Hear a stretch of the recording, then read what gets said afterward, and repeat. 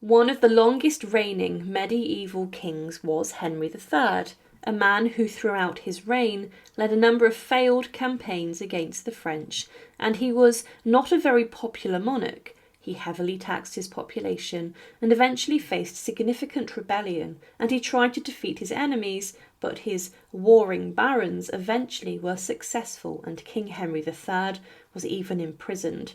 He did escape. However, for the rest of his life, he promised to uphold the Magna Carta, and he died in 1272. And despite his unpopularity, he was buried inside of a tomb in Westminster Abbey, in front of the shrine of Edward the Confessor. He is one of the medieval kings who surrounds this holy site, and is considered one of the most prominent burial places inside of the abbey. However, his tomb was opened in centuries following his death, but his coffin has never been disturbed. In this video, we look at what was discovered when the tomb was opened and what state his coffin would have been in. To support our channel, please make sure to subscribe.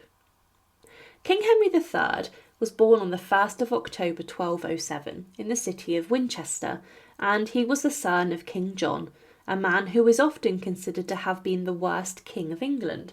But his nation was ruled by a number of regency councils, and Henry III did not take over until the year 1234.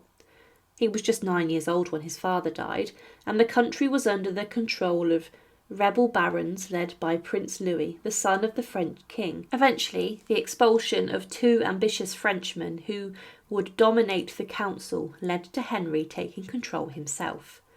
A few years into his rule, there was a significant number of problems, and the barons objected to Henry's relatives, and marriage was arranged in 1238 between Henry's sister and a prominent English nobleman, Simon de Montfort, and this led to more problems with the barons. In 1242, Henry's half-brothers went on a disastrous campaign to France, which cost a lot of money, but Henry III tried to get the better of his barons. He was a very unpopular king, and he was threatened with excommunication by the Pope, and he also lost a number of battles in Wales, and problems were arising all over England.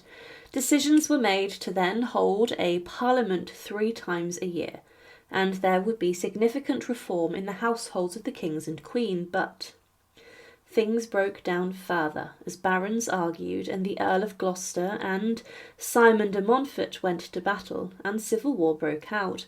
Simon de Montfort was victorious, and he established a new government, but Henry III's oldest son escaped from prison, and he rallied and eventually managed to kill de Montfort before taking control of the government from his significantly weaker father. Simon de Montfort's death was avenged by the king, and he tried to be harsh towards other rebels.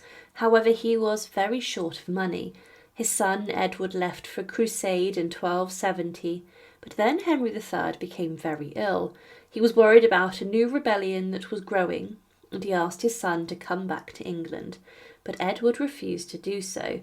Henry did recover a little, but he never got his full strength back, and on the 16th of November 1272 he died at Westminster with his wife in attendance by his bedside. Henry III had requested to be buried inside of Westminster Abbey, and specifically in front of the church's high altar, and in the former resting place of Edward the Confessor.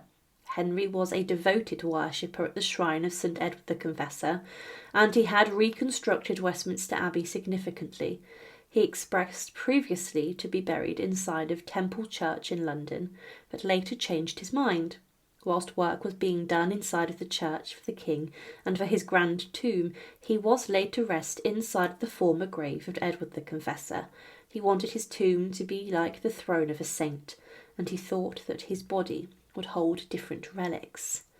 Henry III was reburied inside of his new tomb in 1290, and this was constructed by his son, Edward I, north of the Confessor's shrine. The image of him in bronze on the tomb was added 2 years later. However, there was a number of reports that miracles began to occur at the tomb. The oak coffin of Henry III, which measured 1.87 metres long, was lowered into place with chains, and these chains were then left inside of the elaborate tomb, and the coffin was covered with cloth of gold. But following his death, his heart had been cut out, and his visceral remains were also placed inside of separate vessels. These were, to begin with, placed inside of the tomb, but in 1292 the heart of Henry III was removed from the tomb and was taken to Fontevraud Abbey in Anjou to rest with the bodies of the Angevin kings. His tomb is large and significant, and the metal place on which the king's effigy is on top of also has pillows beneath the head of the king. The effigy is actually hollow, as it was incredibly heavy and once a canopy over the tomb, but this has since gone. There were jewels on the crown and robe of the effigy too, but these have also been taken, as the sceptre which was in his hands. Further damage occurred to the lions that were at his feet. The inscription on the tomb states, "Here lies Henry, formerly King of England, Lord of Ireland and Duke of Aquitaine, son of King John, formerly King of England, to whom God grant mercy. Amen." But over the centuries, inside of Westminster Abbey, many of the tombs and royal sites of burial, including the burial vaults, were opened. For example, Mary Queen of Scots' burial contained many remains of the Stuart royal family, and this was said to have been crammed full with coffins and other burials. In fact, the sight when the vault was opened was said to have been terrible. With the tombs of the medieval kings and their queens scattered at the heart of the abbey, near to the shrine of Edward the Confessor, these were also over time opened, and many of the bodies inside were even inspected inside of the coffins. Following his interment, an inscription was added to the tomb during the 16th century. However, Henry III's tomb was opened and examined in 1871. It was said that the coffin was over 6 foot in length and made from polished oak, and it was incredibly heavy, and it took 9 men using pulleys and their strength to expose the coffin inside. They struggled to open the effigy, but when they did open it, they made the decision not to open the coffin of Henry III. It's not known why, bearing in mind that years earlier, many of the other kings, such as Edward I, had their coffins opened, and even their remains peered at for the first time in centuries. There may have been no reason to justify the opening of the coffin, but still today, Henry III's coffin has not been opened. Henry III was not one of the greatest kings of England. He was someone whose reign was dominated by warring barons who all fought for their power and influence and the right to dominate the country of England. He was a weak king, but he spent huge amounts of money on Westminster Abbey, expanding it.